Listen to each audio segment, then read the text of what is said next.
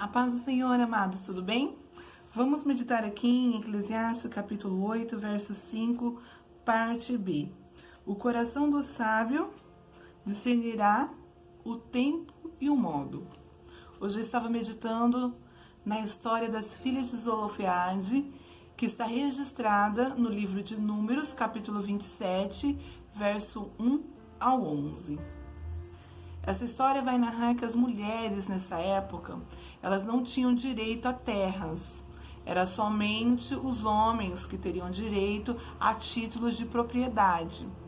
Elas eram filhas de Zelofeade, que pertencia à tribo de Manassés, uma tribo bem pequena. E o pai dela na época havia morrido e elas estavam no limiar da terra prometida. Em Números 26, Moisés pede para que seja feito um censo e que contassem os homens de 20 anos para cima, para que fosse distribuído as terras de acordo com a quantidade de pessoas que houvessem na tribo. Mas essas mulheres não teriam direito a obter essa herança, porque elas eram mulheres e somente homens poderiam ter direito. E por elas não ter tido nenhum irmão, então elas não teriam direito a esta terra. E essas mulheres, elas se unem, a Bíblia diz que elas vão de forma unânime, elas se movem do lugar onde elas habitavam, ali naquela tenda, e elas vão até a Moisés, na tenda da congregação. Ali está Eleazar, os líderes, e ela começa a questionar por que nós não vamos ter direito à terra, porque o nosso pai não teve filhos, eles não estavam na rebelião contra Corá. Ela tem uma história, o pai dela tem uma história, e ela começa a contar ali a história. E Moisés não tem uma resposta ali naquele momento para dar a ela. E vai diante de Deus apresentar isso em oração. Apresentando diante de Deus em oração, Deus diz assim a Moisés que o que essas mulheres pedem é algo louvável, que realmente elas têm direito. É mais ou menos isso que Deus quer dizer ali, que realmente elas teriam direito e que ele teria que dar as terras a elas. E aí Moisés levanta-se dali do local de oração e vai até essas mulheres dar essa informação que elas teriam direito e que agora não seriam só elas, que outros casos semelhantes a elas provavelmente, irmãos, havia acontecido. Mas nenhuma das mulheres foram até Moisés. E que a partir dali, através dessa postura delas ali naquele lugar, Deus revogou o decreto, não só em favor delas, mas de histórias semelhantes como a delas. Outras histórias, a dor delas moveram elas da tenda, da casa delas, para irem até Moisés. Então, ali na tenda da congregação. E elas foram, falaram ali de forma respeitosa com esse homem de Deus, e o parecer de Deus foi favorável à vida delas. Não só à vida delas, mas de outras mulheres, de gerações futuras, que vinham a ter histórias semelhantes como a delas. E é por isso que eu enfatizo aqui, através de Eclesiastes, capítulo 8, verso 5. O coração sábio discernirá o tempo e o modo. Porque nós estamos perdendo oportunidades, outrora estamos vivendo situações de conflito na esfera familiar, ministerial, na esfera emocional, porque não estamos discernindo o tempo em nenhum modo. E quando eu olho para essas mulheres, eu vejo essas mulheres revestidas, adornadas de uma sabedoria da parte de Deus.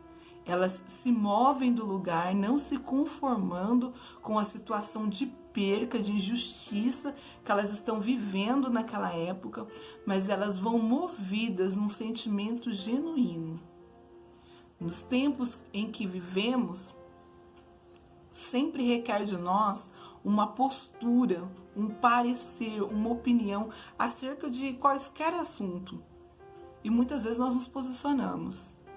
E nos posicionamos muitas vezes movido pela raiva, pela ira, pelo imediatismo, disparando palavras, tendo atitudes que ferem pessoas.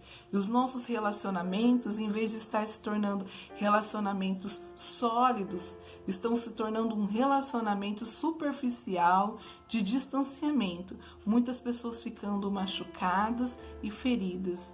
E não é assim que o Senhor quer uma postura de nós como cristãos, como filhos, porque não é assim que Ele nos ensinou.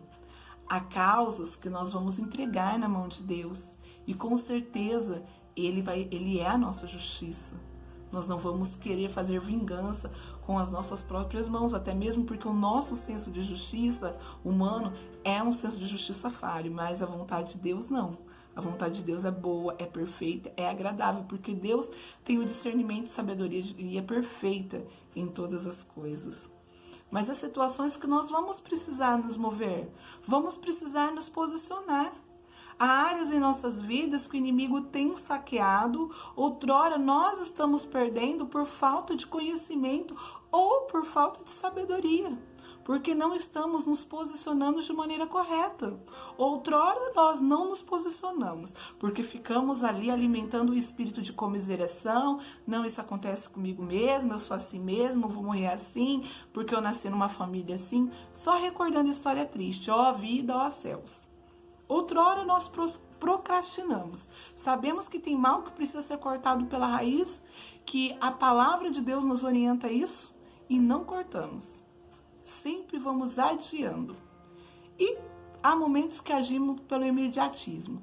Ah, não, quando eu vi, eu já falei, eu não tenho paciência mesmo, porque comigo é assim, eu não aguento, eu não engulo o sapo, falou, levou. E a Bíblia nos ensina que o coração, ele é enganoso. E a Bíblia nos ensina também a ser pronto para ouvir, tardio para falar, para se irar. Então nós precisamos ter um espírito pacificador, exercer o domínio próprio do fruto do espírito, da temperança, da longanimidade.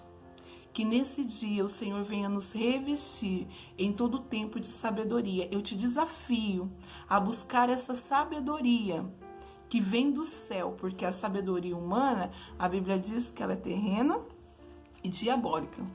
Mas a sabedoria que vem do céu, ela nos inspira a mover em fé, em confiança e do modo e no tempo certo, como está escrito aqui no livro de Eclesiastes. Amém?